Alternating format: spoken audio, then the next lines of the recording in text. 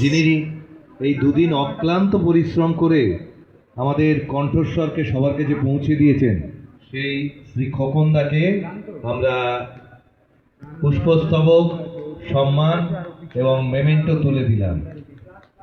সত্যি সত্যি আমি যে কবারই এসেছি অবাক হয়ে গেছি যে এখান থেকে নড়েন না খোকনদা, ওই আবার খেয়ে দিয়ে এসে আবার বসে পড়ে এবং এত যত্ন করে ওগুলো করেন। ইন্দ্রনীলও বলছিল আমাদের, সত্যি সত্যি আমিও তো বহু জায়গায় অ্যানাউন্সমেন্ট করি বা আবৃত্তি করি, খুব যত্ন করে কাজটা করে।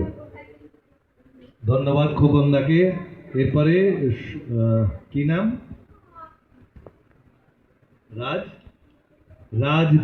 রাজধারার হাতে পুষ্পস্তবক, মেমেন্টো এবং সম্মানপত্র। এই সম্মানপত্রে কথাগুলি যেগুলি আছে অত্যন্ত মূল্যবান, এগুলি আমাদের কাছে রয়ে যাবে। এরপরে আচ্ছা, ছোটরা ওই যে বললাম যে আমাদের খুদে চ্যাম্পিয়ন সব এরা। ওই যে আমরা বলি তো যে প্রদীপ জ্বালানোর আগে সলতে পাকানোর কাজ থাকে, তা এরা বললেই একদম হাসি মুখে এই 2-3 দিন থেকে আমাদের সহযোগিতা করেছে। কি নাম বল? প্রমিত চক্রবর্তী। ওদের মধ্যে একটু বোধহয় বড়। প্রমিতকে ওই সম্মানপত্র, পুষ্পস্তবক এবং মেমেন্টো, স্মারক আর কি তুলে দেওয়া হলো। ওরা জীবনে প্রতিষ্ঠিত হোক, ভালো মানুষ হয়ে উঠুক, আমরা এই কামনা করব। কি নাম?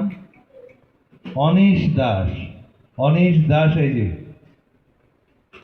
পুষ্পস্তবক, সম্মানপত্র ও স্মারক, এই স্মারকগুলো দেখবে এবং কথাগুলো এরা সবাই মনে করবে। দিব্যজ্যোতি দত্ত খুব পরিশ্রম করেছে কদিন, ওদের খুব, কিন্তু একটা কথা হলো খুব আনন্দের সঙ্গে করেছে, তাই না? দিব্যজ্যোতি দত্ত তার হাতে সম্মানপত্র, মেমেন্টো, পুষ্পস্তবক তুলে দিলেন কর্ণধার শ্রী পার্থ দত্ত। রনি মাল রনির হাতেও পুষ্পস্তবক, সম্মানপত্র এবং স্মারক।